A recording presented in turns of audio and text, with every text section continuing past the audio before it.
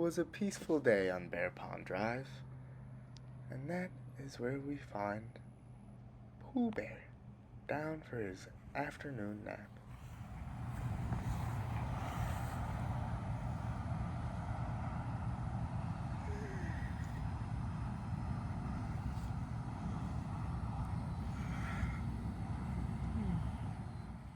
I'm hungry, Pooh Bear thinks to himself. Bears, like other animals, have a very strong sense of smell, and they use this sense of smell to find food. However, sometimes that food comes in the form of our trash. Bears' olfactory senses are so strong, in fact, given the right conditions, some bears can actually smell up to 20 miles away. So just because you can't see the bears doesn't mean they can't smell you.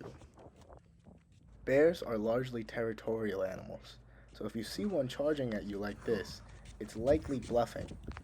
Now, although we hope our device can help prevent this situation, if you do see a bear charging at you, never turn your back to it.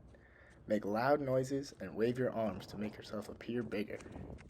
A bear's hearing is 20 times more sensitive than a human's. This is why we decided to go with a sound deterrent as our main deterrent on our device.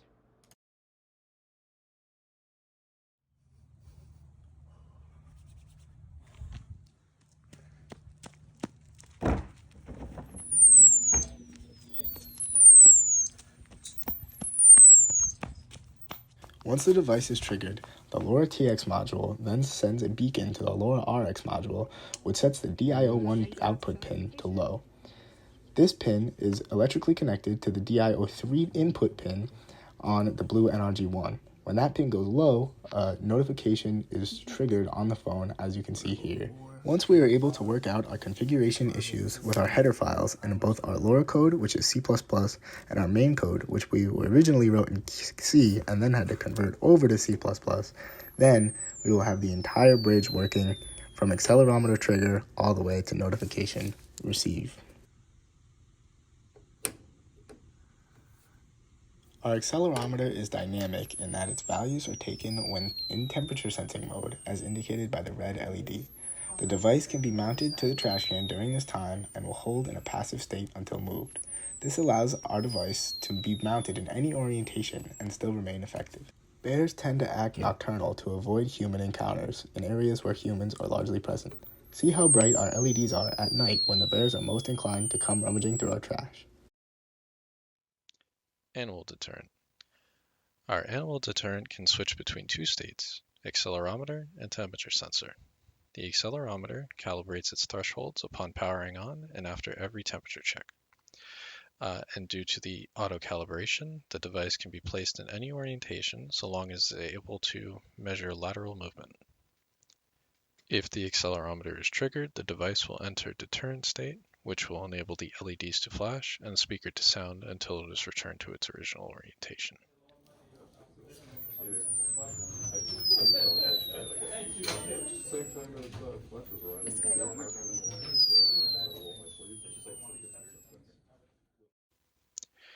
As mentioned previously, the threshold will auto-calibrate when the device powers on and after checking the temperature. The accelerometer is checked several times prior to changing over to the temp sensor. The accelerometer also has two states it can be in, deterrent and standby. The state it enters is determined by the value read by the ADC. If either deterrent state conditions are met, the device will enter deterrent state until the read value from the ADC is within the current threshold. The standby state will be entered if the read ADC value is within the current threshold. The state currently flashes the white LED to denote to us that it is in the standby state for the accelerometer.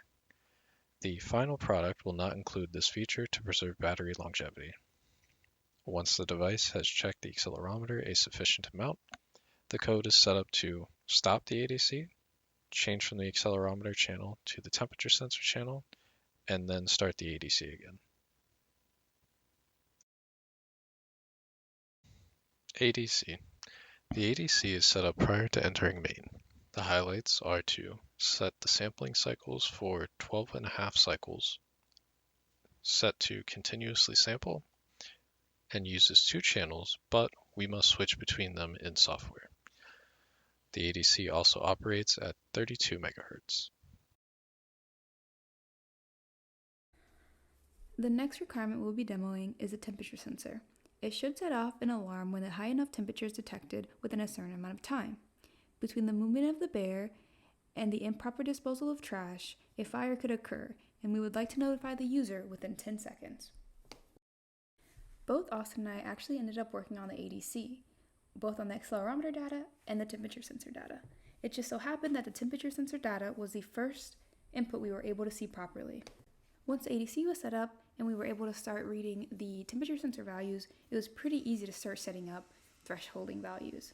The first test we went ahead and did was putting our finger on the temperature sensor. And if that generated enough heat to go ahead and set off the deterrent, then we knew that the basis of a fire detection system was working. The next step went ahead and involving higher heat and knowing when to set that threshold. The temperature sensor has a range of -40°C to 125°C. However, since we are orienting it towards fire warning, the low end of our sensor is not applicable. If the fire warning is triggered, the LEDs will also flash and the speaker will sound off with a different pattern than the accelerometer.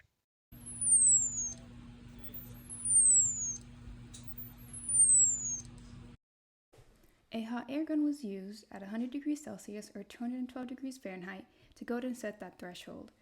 We do not want to go ahead and burn our MCU or final PCB board, so that is the temperature we left it on, and it does seem to work within the quick check we have set up for the ADC readings. Austin has probably mentioned how our code is set up. We are cycling between accelerometer mode and temperature sensor mode. Accelerometer mode is the main point of our project, so we are there longer than temperature sensor mode. We are in temperature sensor mode for about 1 cycle, and within this cycle, we are able to quickly determine whether the temperature is at a high enough temperature to set it off, so the alarm will go off and continue to go off until it reaches a stable temperature. As you can see, the device is flashing. I will wave to my partner who is on the roof of garage D while I am on the roof of garage C. I will wave to him and he will disconnect the battery and the LED should turn off. The LED just turned off, as you can see now. Now I'm going to wave to him again so the LED turns on.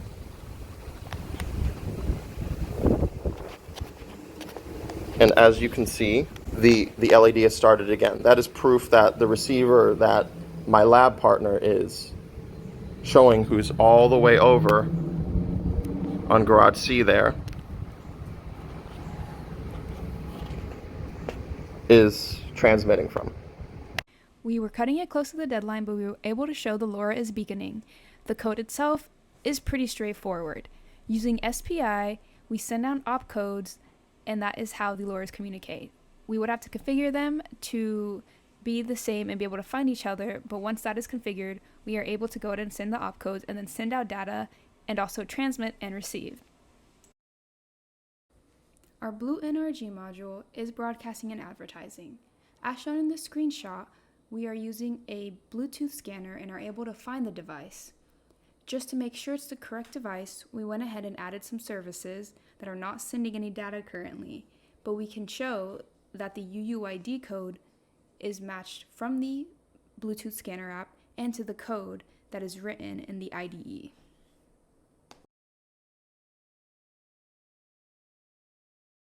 Our app will open up with the login screen to authenticate the user.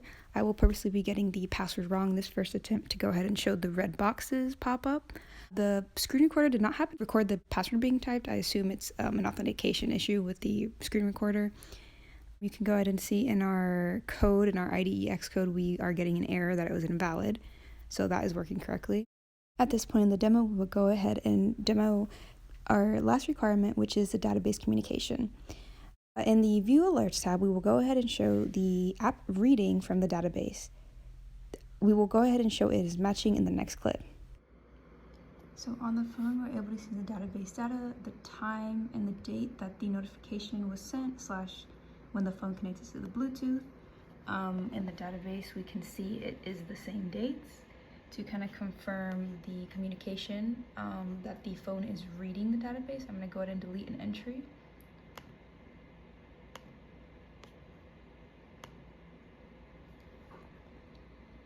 And then I should be able to refresh the page, make sure everything's good. And as that's happening, I'm going to go ahead and refresh this too. And it should all be updated. And it is. In this clip, I wanted to go ahead and showcase the variable at the bottom of the screen showing the Bluetooth scanning, connecting, and when it's connected. And I wanted to go ahead and also show it in Xcode that it was in fact searching all of the peripherals in the area, and it is finding our Bluetooth module called BlueNRG. If the user is outside of the app, the user will go ahead and receive a notification stating they have found a new connection to our device. This notification does not send if you're inside the device. I would like to also make note that regardless of the notification is sent or not, the database will update, regardless if the user is in-app or outside of app. This final clip, I'm going to go ahead and showcase that when the device is in low power mode and it is broadcasting so we can find it, but it will never connect because we are not able to send data or connect properly. And I will go ahead and show the power source at the end and show the current, and that is how we know that the device is in low power mode. Now that we have reached the end, kind of showcasing our third requirement, I wanted to showcase the authentication one last time, showing how someone could go ahead and create a new account. Off the bat, once again, I'm going to show if we go ahead and enter a username and password, it's not going to work because it is not authenticated in our database. But once we go ahead and click sign up, which once again it's hard to see because the screen recorder did not record the typing of the password or the clicking of the sign up, but once it is clicked correctly, we hit continue, and then we are able to go ahead and log in, and I will show that in Xcode and in Firebase. We are able to show in Firebase that we have created a new user. Xcode, you can see about 6 lines down from the console errors you get when trying to create an account, your errors when another account exists, and when creating an account.